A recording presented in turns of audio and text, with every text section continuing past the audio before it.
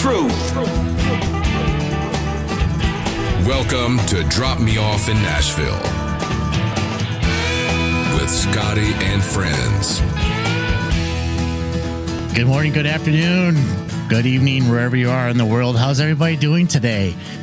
Boy, I got a special guest today, and I'm pretty excited to have these folks in. I'm not going to tell you who they are just yet, but it's really important that you guys pay attention to this show, because these guys have been around the block a time or two, and they've seen a time or two, they've heard a thing or two, and they've played for a few folks, which is pretty impressive. And I brought my friend Mark George in as well with me today. Good morning, Mark. How are you? Hey, guys. How are you? And the reason why I brought Mark in is he's very well connected to these fine folks, and we're going to introduce him to you right after this. Get ready. Get ready. Get ready. Ready. Here we go. Let's do this. It's showtime. Please pay attention. Stop what you're doing and welcome our guest. Hey, welcome back, everybody. Mark, you brought us a couple cool guests today. You know, these two guys, and I should say Julie guys. Black. Julie Black is a girl, beautiful. But what are you doing saying such guys? My friends. They're just great people. But I will tell you, a lot of people here in Newport Richey and in Nashville know Julie Black, I'm sure. But I know her, and I know Dave Eichenberger, and they are fantastic. They can look up the Julie Black band, but I'll tell you what. These guys are purist, and that's why I love them. They're purists like myself. Well, thanks for the introduction and having them come in. And Julie and Dave, welcome to Drop Me Off in Nashville, y'all. Thank you so much for having us. I'm so moved by those words. Catch my heart. Mark is so sweet, isn't he? He's a super good guy. Smile it up. It's true stuff, man. Yeah. I really respect what these guys do. Listen, Julie and Dave, it's a privilege to have you guys on the show. Your website and visuals are amazing. You guys did a great job on your website. I think that's half the battle, right? It's always a work in process, right? It doesn't stop, does it? No, it doesn't. Any artists out there, that's what this show is really about. I try to bring people in who's either been to the dance or on the way to the dance. Yeah. And we try to help them in any way they can to get their life or trajectory in the music business on the right road. And the first thing I do at any time anybody wants to come on the show is I look at their website. It's the very first thing. Just because I want to know really where they're at. Sure. And boy, you guys' level is really high up there. I mean, very kind. You're you're opening for everybody. Who's some of the people that you just are opening for or have opened for? So many people. Gosh, I'm gonna. There's so many names. I'm gonna miss some of them, but we shared the bill with people like Johnny Winter and Dr. John. I know, pretty cool, right? Cool. Rick Derringer. Yeah. Cool. Damon Fowler is a very good friend of ours. Wait a minute. Let's stay there for a second. Mm-hmm. When you say a really good friend of yours, what does that mean? Well, we see each other for many years in the world of music. And from a distance, because we're all working we're working gigs everywhere else. But what's cool is that when you come up to each other, not only are you artists and a celebrity. We're happy to see each other. You're like, hey, how are you? It's good to see you. Tell me about your family. Yeah. What's going on with your dog? Tell me about your family. Yeah. First thing I always ask. Tell me how are your kids? How's your wife? That's what I call the inner circle. You kind of know each other and you help each other and you're part of each other's lives and encourage. And where are you playing? What are you doing? What's new? Absolutely. Awesome. Dave, you experienced a lot of that as well? Yeah, and we share music. We'll say, I'm working on this song. Take a listen to this. We watch each other's sets when we're playing a festival. Awesome. We'll be on the side of the stage when they're playing. That's fun, and they'll always listen to us. We love that. We love the fact that the people who are out there actually doing the work really do support each other. Yes. And they make it easy because the artists are all going through the same thing. Yes, sir. There's less and less gigs, it seems like, every year. You're right. We're all going for the same thing, but we don't turn on each other. We're all supportive of each other.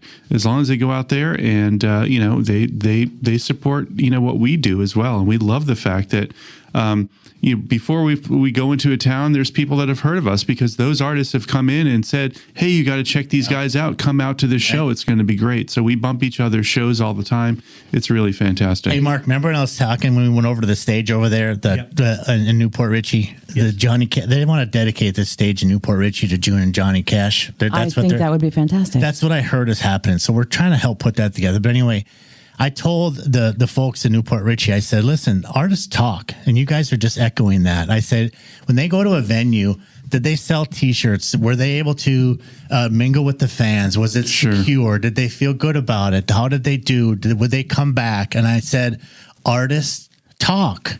They're going to say, oh, you're playing that venue. Ugh. Or, oh, my gosh, that's a great venue. You're lucky to play, right, Julie? Absolutely. You're absolutely right. And even to that point, artists travel all kinds of places. And we, authentic artists move with inspiration. And so we're very good at reaching the heart of people. And so that works in a lot of beautiful ways.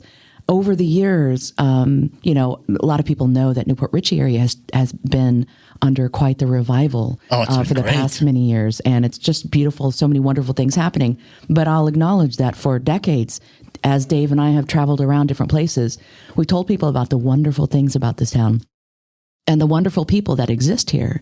And, the thing about our area is everybody's kind of down to earth and kind of humble. So that story has to be fanned a little bit to get out there. And now we're kind of seeing, like a good gardener, you plant the seeds. You're an artist. You're a good artist.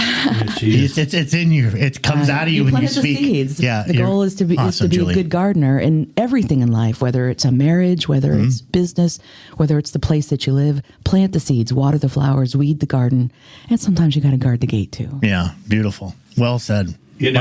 Mark, remember I was telling those guys? Yes. That now we're hearing it? Yes. It's the truth. And this is a previous show. Previous show, yeah. The thing about it is I knew that if you go into a venue and you don't have a good experience or you're not I'm not saying spoiled, but taken care of, protected, all of that, and you're able to be with your fans, it's really tough to want to go back, right? Even though they were going to say, come back and play, you're like, oh, I'm not really sure. Well, I think of it this way. If somebody invites me over to their house and I walk in the door and they trip me up and they hit me with bats, am I likely to come back?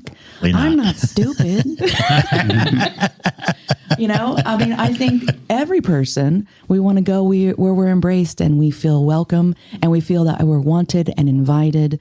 And I think that's human nature. Like if you're a bright person, like, you want to go where you're welcome. I don't want to step into spaces where I'm not being embraced. Thanks. Absolutely. Hey, Dave, let me ask you something. Yeah. So you're opening in front of these, let's just call them headliners, right? And then you guys have a show that you're the headliner. Do you approach your sets differently? And if you do, how do you by region? How do you do that? When you put your set list together, like when you're going to do a 3-hour show at Tarpon compared to a 60-minute set at Clearwater, right, opening for somebody, do you guys talk about it and go, hey, listen, I want to do this song, we got to hit this song, let's hit them with this emotion? I think every artist has that discussion. Whoever's making the set list, Julie always makes the set list, but we do talk about it a lot, and we do talk about the kinds of things that we want to accomplish in that show. That doesn't mean like if we're playing a jazz festival, we're going to do a bunch of jazzy songs. We never really sway anything that way. We do what we do, and we're just so happy to be accepted doing either blues festivals or jazz festivals or prog rock festivals or hippie festivals. There's all kinds of stuff we've played at that somehow whatever we do fits in, and they can but we don't really tweak it to the actual the venue or the people that are there. We look at the songs that we're doing. We look at the pacing of the songs. We don't want to do 7 slow songs in a row. I don't think any artist wants to do that. And we want highs and lows and to have a really big start and a really big finish. But when you have an hour set, there's not time to get tired. At the end of a 4-hour show, you're kind of tired sometimes, and so it's hard to keep that energy through 4 hours, especially in the Florida heat. You're dying out there. So what happens is that, the shorter shows, which we love to do, any of them. We look at, the amount of music that we have. Julie writes a lot of music a lot of the time. So we wind up with lots of music that we can choose from. So we also think about what we played there last time.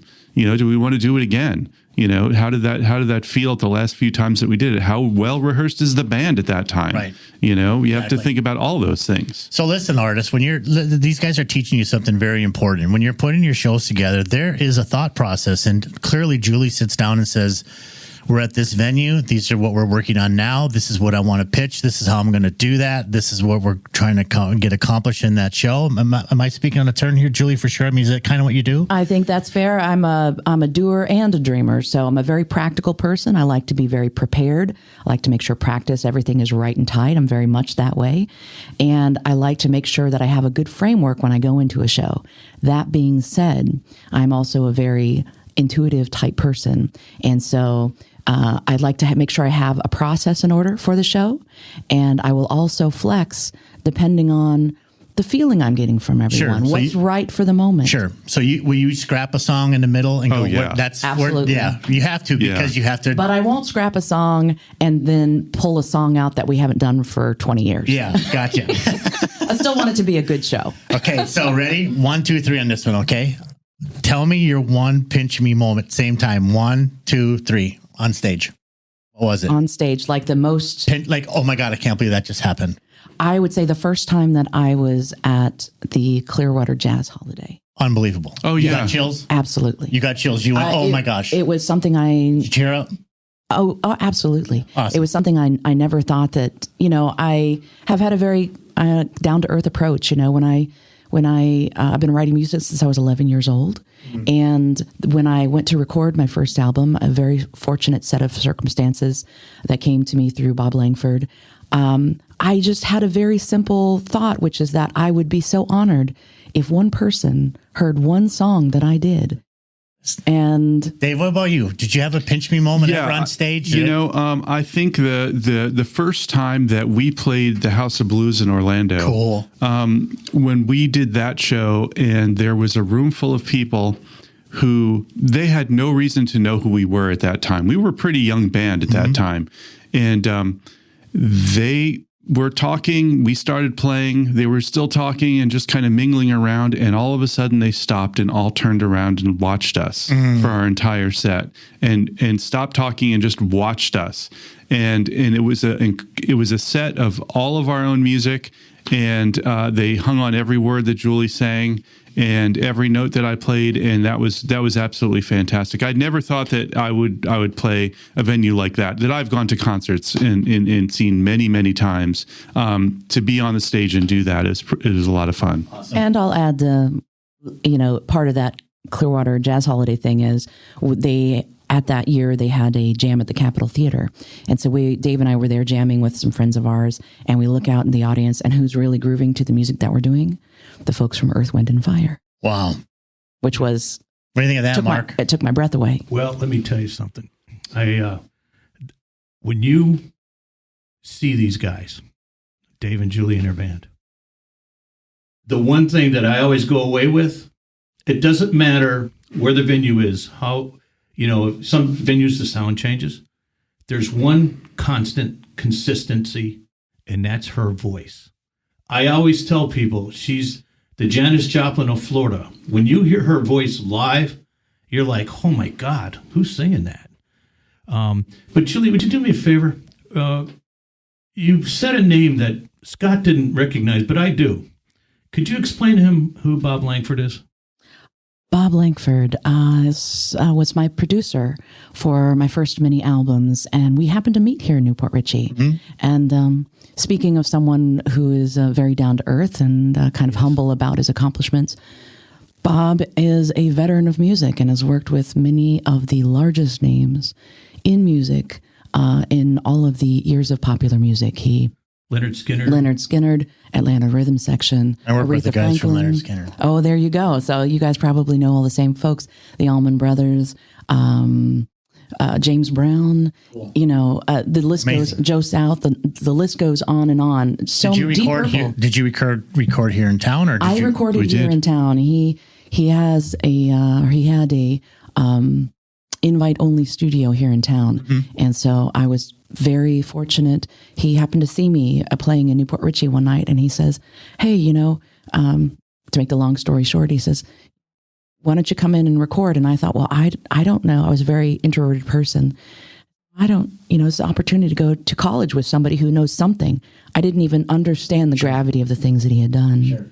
But I did feel that he was... that was probably better because then you weren't intimidated, right? Absolutely. Other than just being awkward in my skin, which is, that was the story of most of my life. I'm a naturally very quiet and private person. And that's normal, especially with artists. Yeah. And then they get on the stage and they do their thing. There you go. Really cool. Yeah. Bob Langford was also the mayor here in Newport Richey. That's right. Yeah. He's had many different alternate realities, right? So, well, I'm in Nashville a lot, as Scott is, and I have a lot of friends up there, especially in the songwriting genre. And I tell them, Nashville's a city on a river. Newport Richey's little Nashville south on a river. Yeah. And we have all these connections, Bob Langford and Johnny Cash, and we just had Steve Booth here last week talking about how Charlie Daniels supported the Angelus. The Angelus, and he did it for 27 years. We have all these connections to Nashville. Yeah, and we have absolutely. great musicians here like yourselves. It's just a wonderful place to live. I love this area.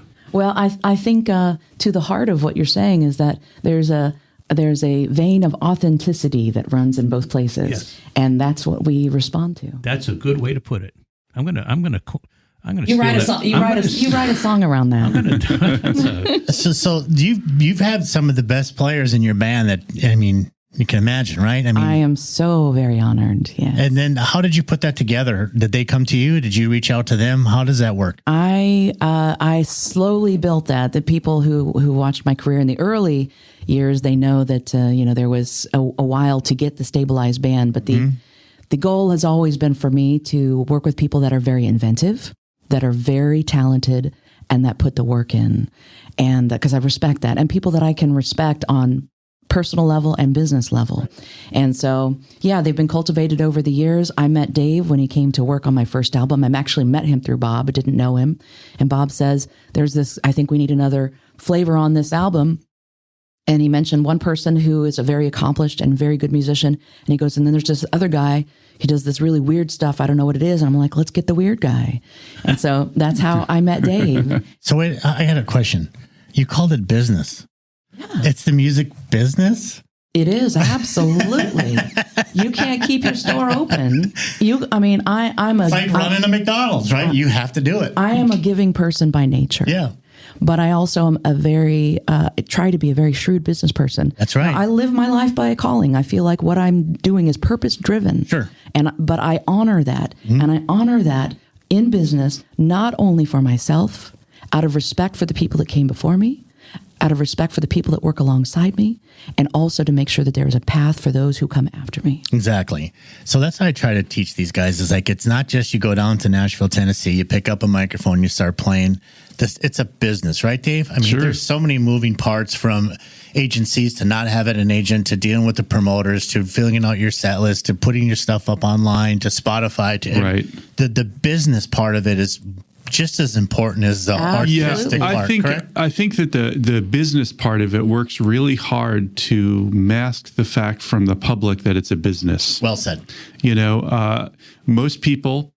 The way most people consume music, I'm not talking about musicians or people around the music industry, but the way most people consume music is that they turn it on. They enjoy a song. The song is essentially a time machine. It reminds them about a certain time in their life, and that's the way that's their relationship to music.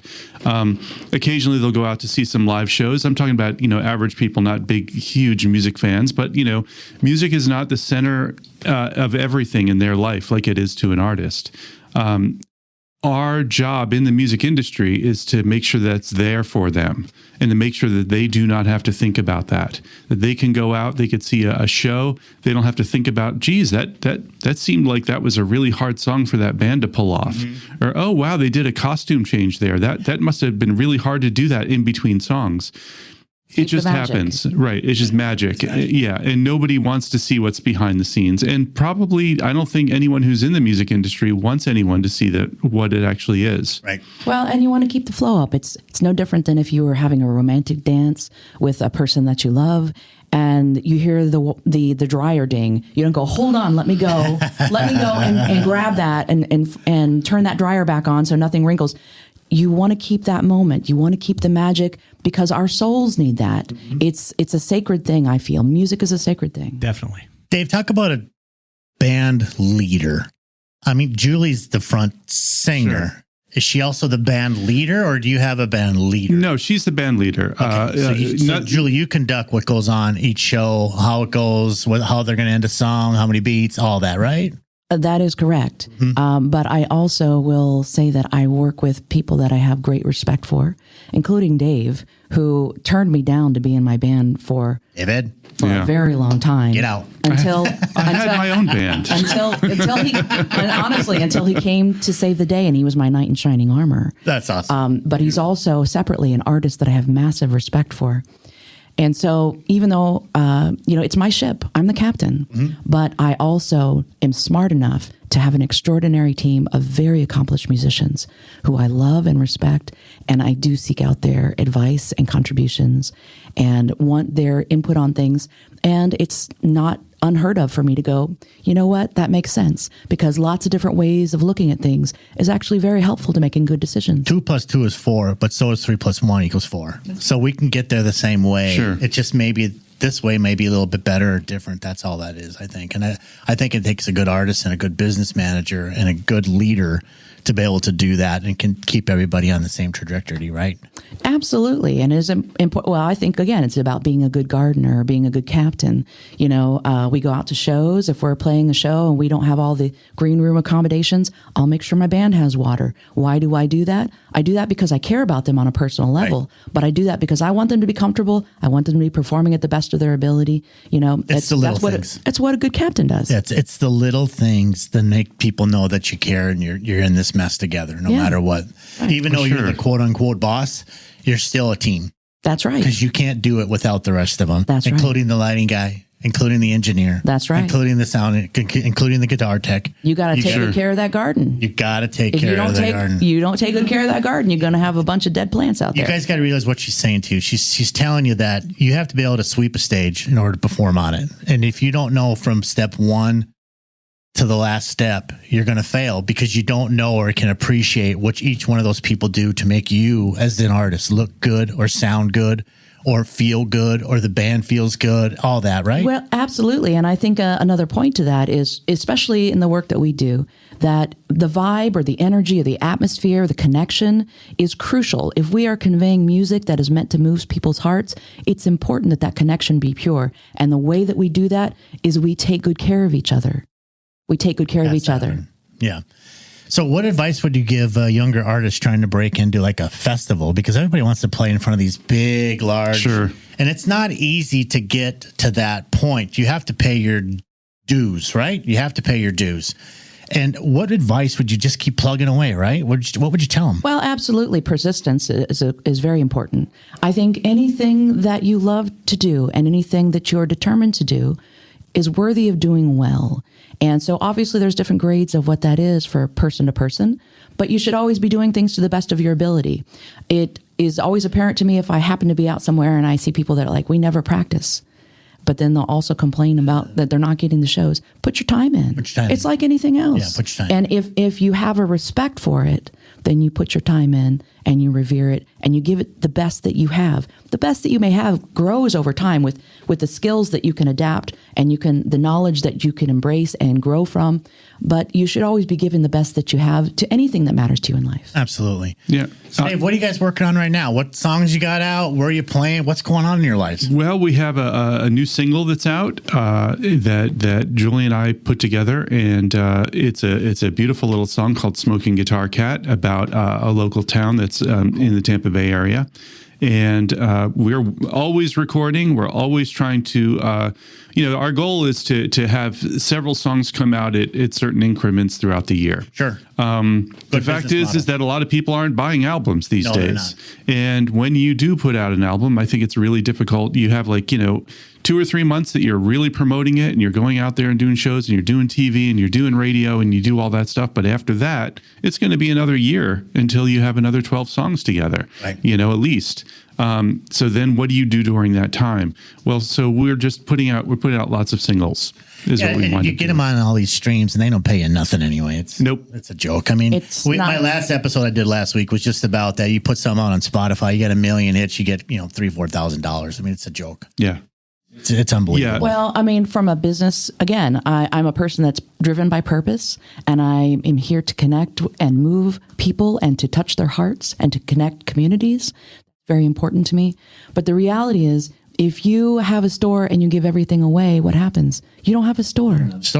So you have to make sure that, that you can sustain the responsibility of an artist who is working and living that life is to make sure that you survive. Right. It's a business model. You have to. If you want a major record deal, you have to show the label deal, the major label, that you can run a business and you can sustain 6 people on a high end salary, and that's what they look for. They require that. They're going to stay there. They want to know.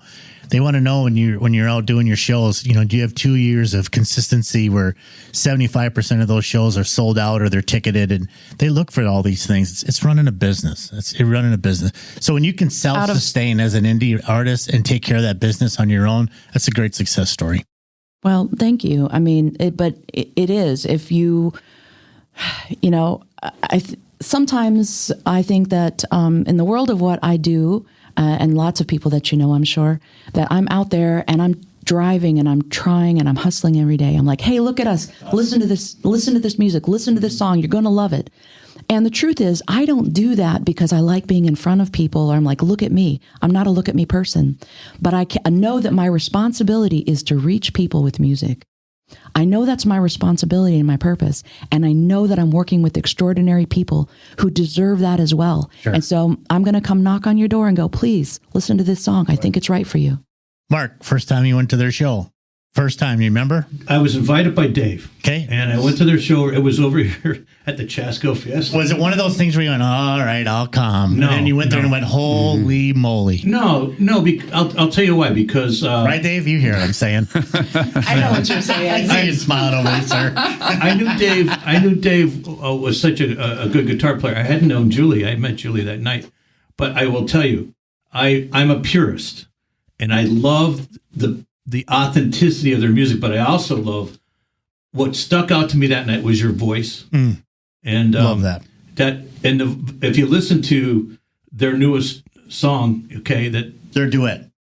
When he was playing and she was singing. Yes. Mm-hmm. Beautiful. I sent them that. And that song to me is wonderful. I've sent that to a bunch of people up north too. Thank you so much for that. That support really helps us. Mark, I'm going to ask them if they'll give you an autograph after this. Yeah. Just kidding. No, I wouldn't mind getting them because I'll tell you. No, we'll do a picture for sure. I wish the people listening would just tune into the Julie Black Band and listen. Just one song. Yeah. Tell me the website. JulieBlackMusic.com. JulieBlackMusic.com. Check it out. Okay, a few reasons. Number one, she's teaching you everything she can teach you right now. Remember, you're a new artist in Nashville. You're trying to figure this mess out. You just got here from Minnesota, and you go, I got to do this because they make it look so easy. Julie, it's far from easy, correct? It's far from easy, and it's fun. and that's okay. Things that are worth doing are worth some persistence. But you know what? If you feel in your heart that this is where you're supposed to be, then there is no path that is more divine than the one that is right for you. You just got to keep going. I didn't mean to interrupt. I got to tell you, when I moved to Nashville, some of my own family and my dearest friends made fun of me, and they don't today. But they didn't know. Sorry. Well, I want to help you right now. I'm so sorry. But you think about it, it's a pipe dream. You're not going to make it. You're not going to this. It's really tough. And I was okay with that because that for a guy like me, it encouraged me. Mm-hmm. I'm like, all right, now there's a fight. I'm going to show you that I'm the we can same do way. This. Yeah, I love that. Just tell me that I can't do it. Amen. Amen. I'll tell you. I mean, I can. Saying with the intention of being humble, I can step off of a big festival stage, having been up for a Grammy nomination, having survived as an indie artist for over 20 years, and all the grit that is required for that, and still have people say to me, "So what do you really do?" Julie. you know what? They You just should don't go- get it. You should go on American Idol. And I'm like, first of all, do you know how old I am? And secondly, don't go on American Idol, please. Don't go on American Idol. That's the worst thing you can do. There's things for people, but I'm the manager. I get it. Don't go on American Idol. I had one guy told me one time, you know what you really should do is you should sing share songs and wear a feather boa and sit on people's laps. Mark's melting in his chair over here. You know what, though? But that's also kind of a compliment. Share's pretty cool. And this is where I've come to settle into it. I'm a very sensitive person in a beautiful way, right? But I was bullied a lot when I was younger, so I am sensitive that way. So, like, the fact that you tell me you were made fun of, I just want to hug you and go, like, I'm so sorry. That's okay. But it was inspiration. What I have learned is that people with the best language they have are trying to communicate something positive with me. And so it's not so much what I'm receiving, it's what they're trying to give me. Sure. And so I have to read that intention, which is that they're wanting just to tell me that they enjoyed the music. Yeah, exactly. And they didn't know how to express it. So that was what came out of their mouth. I'm a writer. They're not a writer. They're not a writer. And I just hug them and say thank you. So I love this question, okay? Past, present. If you could pick any artist to do a duet with, who would it be, Julie? You have your dream list. I just said, Julie, I'm going to get a hold of that person, even if they're dead, and they're going to do a duet with you. Who would that be, ma'am? Well, there's so many people on that list, but the top of that list would have to be Solomon Burke. Solomon Burke saved my life.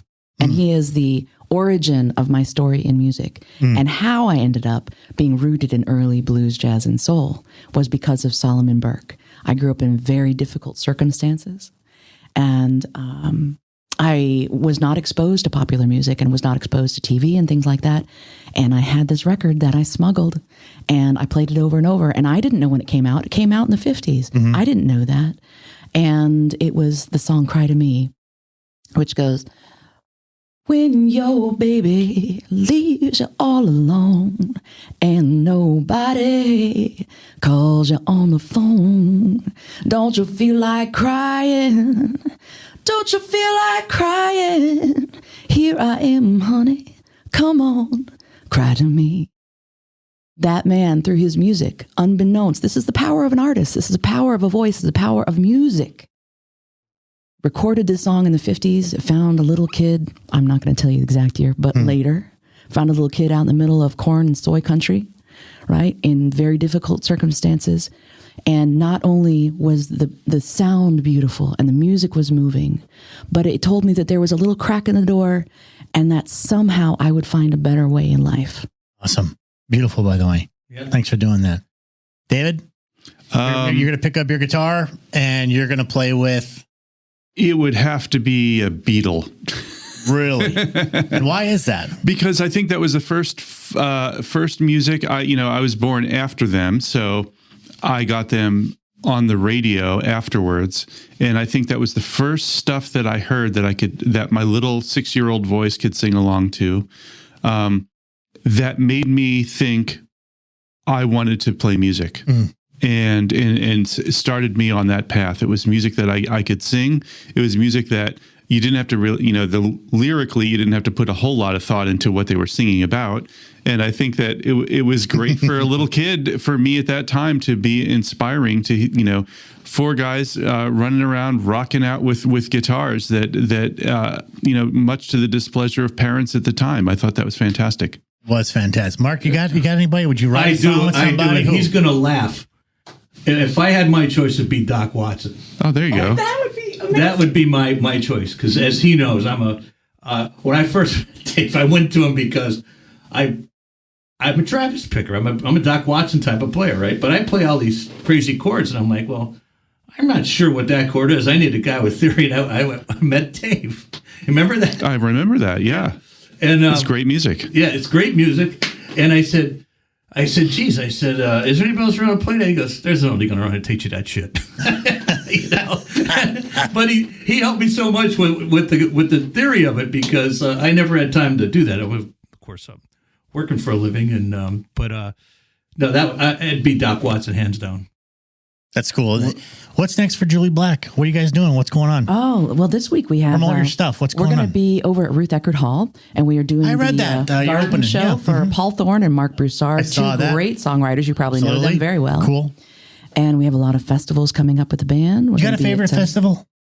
I mean, I know you don't want to say it, but I mean, is there somewhere that you kind of go, I kind of hope that I get to do that this year?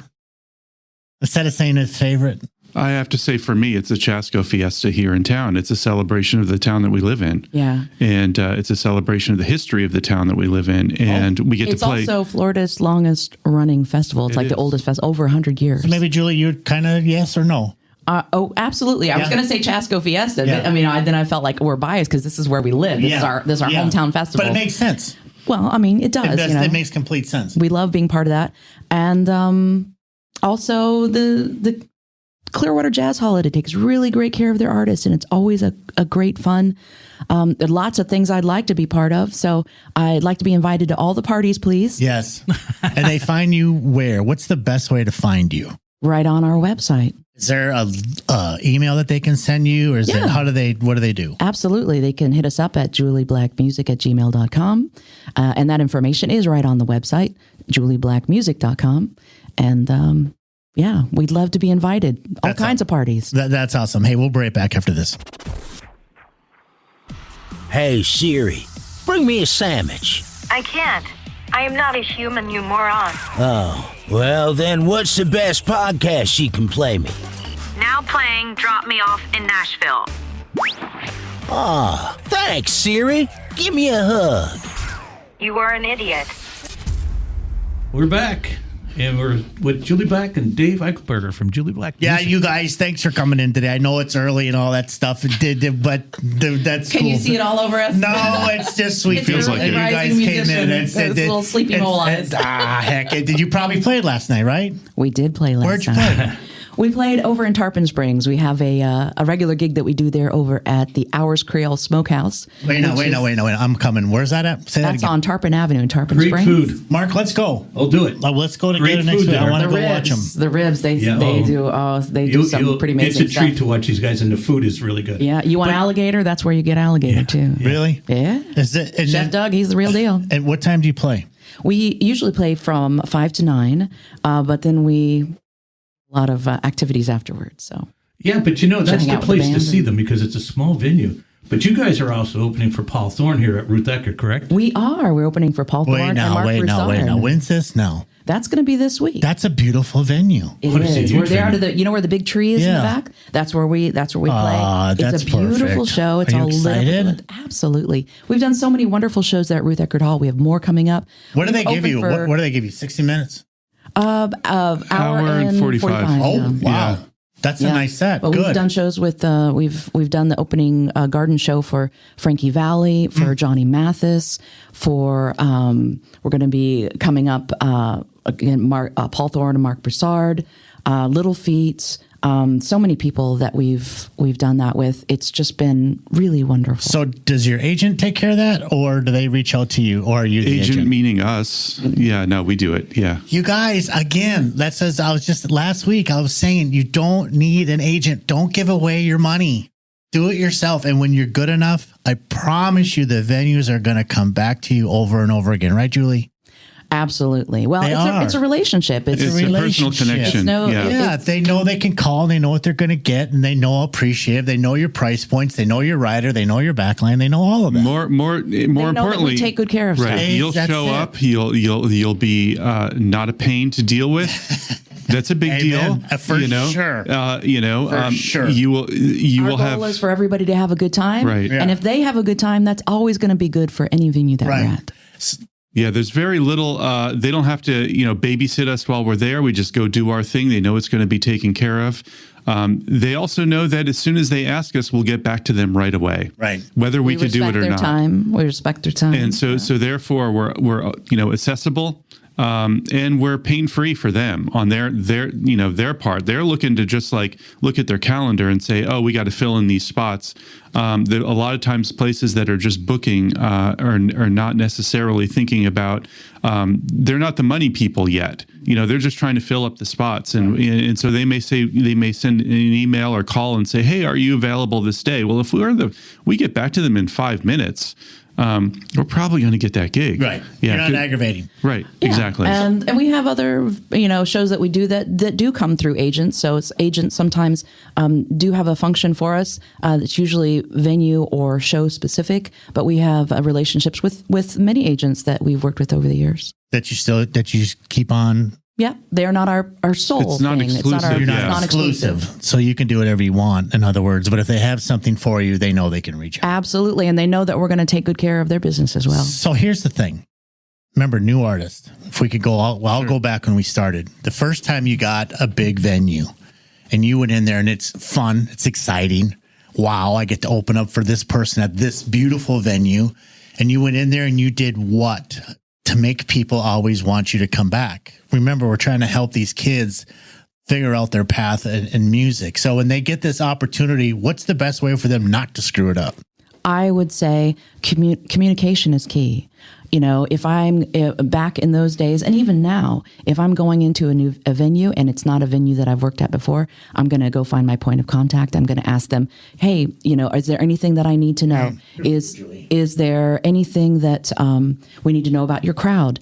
I also want to let you know, because we often handle the sound ourselves. True professional. We let them know if the sound needs to be up and the sound needs to be lower. We want everybody to enjoy themselves. You're never going to make everybody happy in a room with the sound volume. Right. Some people want it louder, some people want it softer, but we count on them to feel comfortable. We want to let them know you can feel comfortable with communicating with us and letting us know what the need is so that we can make sure everybody has a good time. Please and thank you goes a long ways, right? Always and everything. Oh, it's a big deal. People remember that. Yeah. They remember that. Don't forget that. I'm a big manners person. Not that I intend to be a big manners person. There are certainly, Sure. I don't probably keep the forks in all the right places. I'll be honest. I hear you. I don't know how Emily Post would feel about me, but as far as treating people with kindness, courtesy, and respect is always in good form, and awesome. and manners go a long way. And I'm also a kindness person and a respect person, a compassionate person. So if I pull up on a venue and the first person that I'm engaging with is the person that's taking out the trash,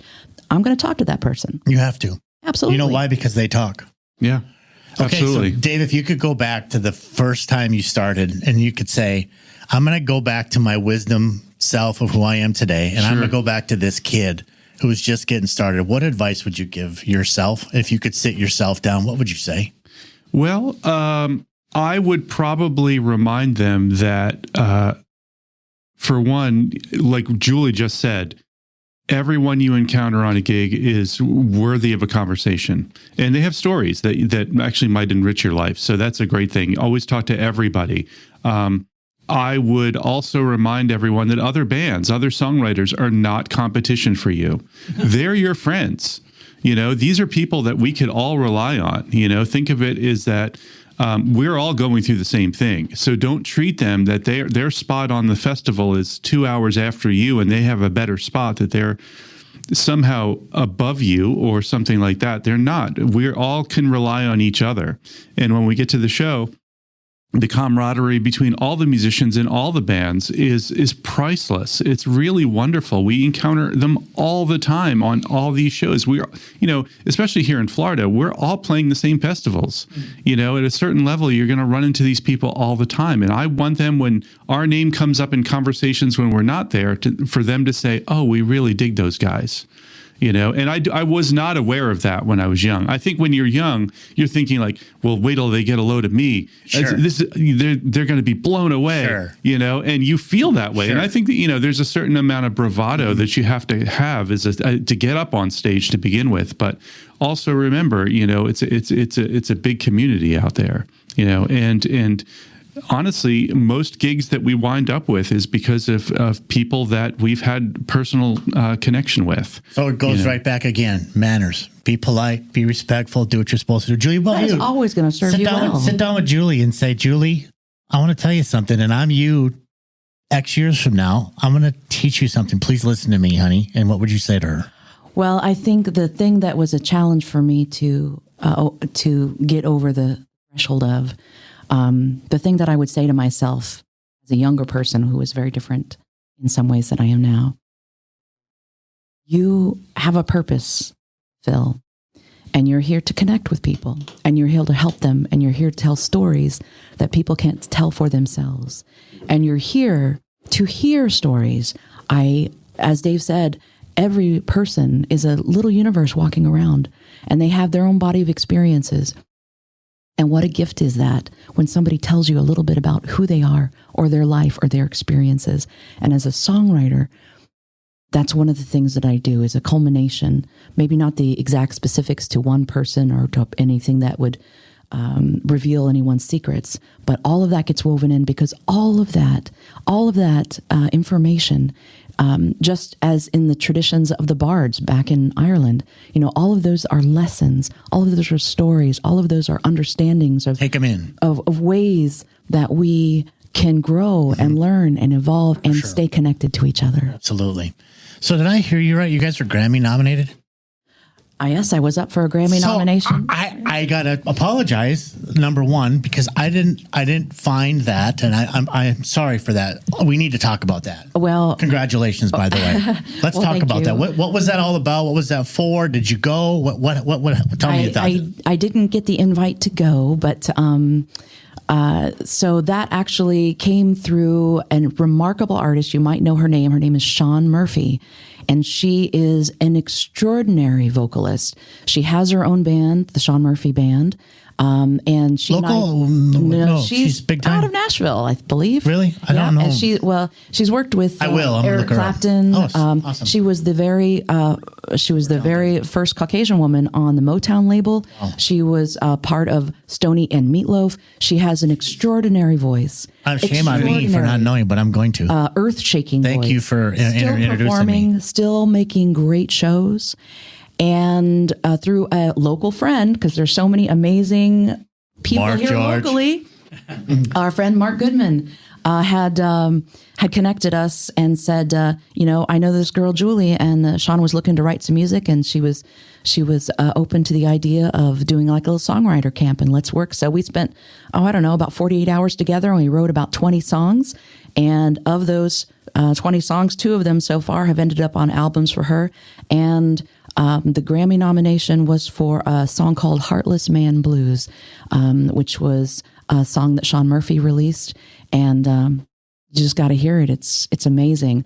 It was a really wonderful and enjoyable song to write and to partner with her to write. But also just the pure energy that she brings into music is enough to make you lose all your hair. That's a very sweet compliment on her part, and good for her for opening her doors to write with you. Yeah. I think that a lot of artists need to realize that there is talent out there, and don't just because that you're the big time, don't feel that you can't write with the new time. She's running in circles with people that are legendary that I never in a million years would imagine. She's worked with Bonnie Raitt. She was the lead singer for Little Feat for many years. But she gave you a chance. She did. Because she's a beautiful, because she's a creative person, B, because she's a beautiful person. Yeah. But I think a lot of people need to understand that there is talent out there. No, sure, we're going to get our time wasted once in a while with some people that you think is going to be a writer and they're not. Sure. But when those opportunities come, Dave, you got to take them, right? Yeah, and I think it also can be difficult. I recognize, if you're the president, if you're the most famous rock star in the world, whatever, most famous country music artist, is that you probably get millions of people knocking on your door, and you start to question, like, who can I be comfortable with? Right. Who can I trust? So who's not going to sue me? Who is? So sometimes that is the personal connection. It was Mark Goodman, who is a photographer, among many other things. He's also a music promoter, but very active in the music community. And it was on his recommendation, I think, that she felt like this is a safe person for me to engage with. So, Julie, you write this thing. You guys get done. You look at each other and you go, we might have something here. So did you leave it up to her team to protect your rights, or did you trusted in them to do right, or did you go in and register your own songs and copyright and all that? How did you handle as far as registration? My my publisher at the time, who was Bob Langford at that time, handled all of that So stuff. that took care of you. Yeah. Yeah, because you have to, right? That's a good lesson for anybody to learn. You just can't go, if somebody says to you, yeah, we got this great sound, but nothing's going to happen with it. You have to go, wait a minute. Let's just make sure we're protected and do the right thing. And I'm glad that you did that, right? Absolutely. Well, it's no different than if you want to rent a house to your best friend, right? The smart way to make sure you maintain that friendship is to have a contract, to write it all down so everybody knows what the deal is. Right. The deal is there on paper. We've agreed to it. And that way you know what the deal is. I know what the deal is. And it doesn't have to affect our friendship if there's any questions that come up down the line. And sometimes questions come up not with a nefarious intent. Sometimes questions just come up because we remember things differently. That's it. There's many different angles to truth. And so that's it. That's it. That's the whole shebang. There's your truth, my truth, and then there's somewhere in there, there's the real truth, right? Right. There you go. Mark, thank you for this gift of these two people today. I wanted to bring some authentic blues singers and some really good you folks did it. here. And the advice, Dave, that you gave, thank you for that. I appreciate it. It's such a wonderful opportunity to be here on your really cool at your cool studio and on your cool studio. at your podcast. Julie, congratulations on all your success. I apologize about the Grammy thing again. Thanks for singing a little bit for us today. Thank you for inviting us in. You're welcome back anytime, honestly, because I think this was great. And again, I'm just trying to help these people that are getting involved in music, and they're trying to figure out their path. And it's a business, and we have to treat it as such, right? Well, absolutely, because that is what sustains you. My goal as an artist is to create and to live.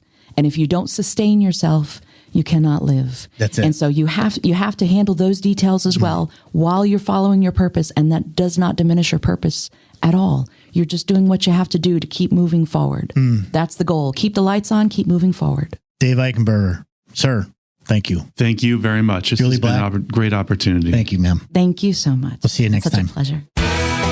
Thanks for joining Scotty and Friends.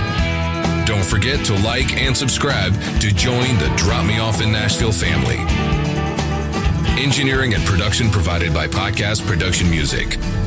Well, Nashville, can't thank you enough for all the time.